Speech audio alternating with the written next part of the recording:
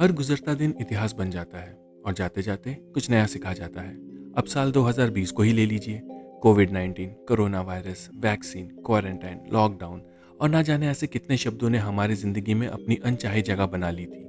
आप जानकर हैरान हो जाएंगे कि हर 100-200 सालों में ऐसी एक महामारी इंसानी जनजाति को अपना शिकार बना ही लेती है।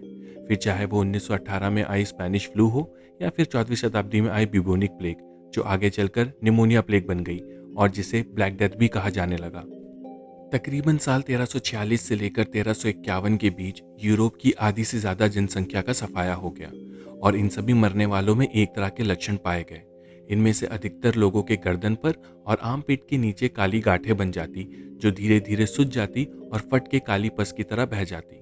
साइंस की भाषा में कहें तो ये लक्षण लिम्फ नोड में दिखाई देते थे।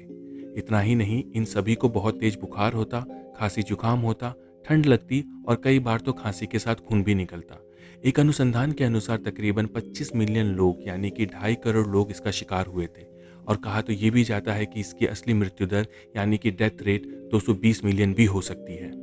ब्लैक डेथ, जिसे शुरुआती दिनों में बिब्योनिक प्लेग यानी कि बिब्योनिक महामारी से जाना जाता था, वह एक यर्सीनिया पेस्टिस बैक्टीरिया से शुरू हुआ था। Genetic analysis Yersinia pestis bacteria को तकरीबन 2600 साल पहले चाइना के बॉर्डर पर पाए जाने की बात पर दावा करता है। वहीं इस महामारी के फैलने का एक मुख्य कारण चूहे थे।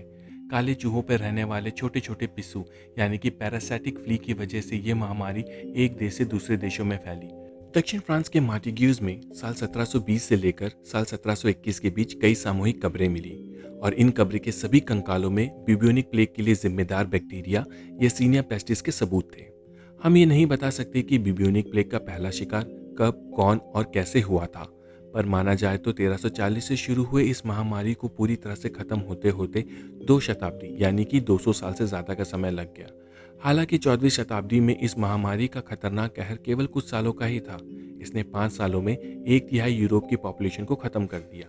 25 कंकालों से ली गई डीएनए से पता चला कि 2013 में हुई मडागास्कर महामारी यर्सीनिया पेस्टिस बैक्टीरिया के वाई स्ट्रेन वेरिएंट के कारण हुई थी, यानी कि शायद ये आज भी हमारे बीच जीवित है, शायद किसी कमजोर वेरिएंट के रूप में। अब सवाल ये है कि इस महामारी के लिए जिम्मेदार बैक्टीरिया अगर सेंट्रल चाइना से निकला था तो ये यूरोप कैसे पहुंच गया। कहा जाता है कि अक्टूबर 1347 में एक जेनोइज जहाज ब्लैक सी से वापस आ रहा था।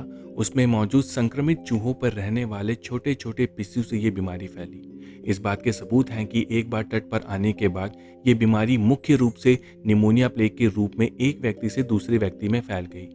यह महामारी ब्रिटेन में 1348 में फैली और फिर कुछ ही दिनों में ब्रिस्टॉल से लेकर ऑक्सफोर्ड और फिर लंदन में पैर पसारने लगी। तकरीबन 300 साल बाद यानी कि 1665 में इस महामारी ने कब्रों की गिनती बढ़ा दी। गर्मी के महीने में हर दिन 7000 लोग मरने लगे और बढ़ते बढ़ते ये संख्या हर दिन 1 लाख की हो गई। हालांकि ठंड आते ही चूहों पे मौजूद संक्रमित पिस्सू ठंड से मर गए और यह महामारी खत्म हुई। उन दिनों डॉक्टर भी संक्रमित लोगों का इलाज करने से कतराते थे और इसी कारण 1 या 2 लोगों के संक्रमित होते ही पूरे के पूरे गांव को अलग थलग कर दिया जाता था, जिसे आज हम क्वारंटाइन भी कहते हैं। हिम्मत दिखाकर मरीजों का इलाज करने वाले डॉक्टर्स लेदर मास्क पहनते थे, जिसकी लंबी चोंच बनी होती थी, जिसमें कई तरह के जड़ी बूटी और मसाले रखे जाते थे। इस बात को एक चमत्कार की तरह देखा गया जब पूरी तरह से मरने के लिए छोड़ दिए गए अनेक गांव की आधी से ज्यादा आबादी जीवित बच गई।